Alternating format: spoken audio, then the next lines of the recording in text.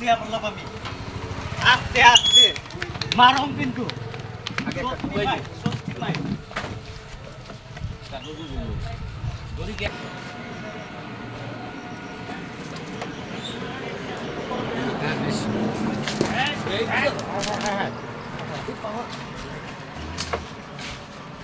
কালকে এটা বাদ দেওয়া দিকে না তখন বান্ধ হইলাম উপরে দা যে কোনো হবে উপরে লাভ দেবো কিন্তু ছুটে আছে গা এটা দেওয়ানে ভালো হয়েছে মকইটা ছুটে আছে গা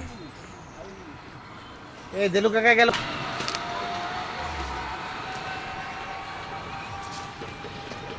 টাইটু দিকে সামনে গুলো দাঁড়ালে আমি দিকে লইয়া যায় আরে আসসালামু আলাইকুম।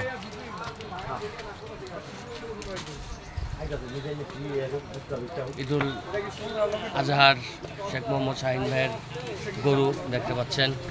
আমাদের এবারের গরু অনেক বিশাল বিশাল গরু গরু বলা যায় না, হাতি বলা যায়।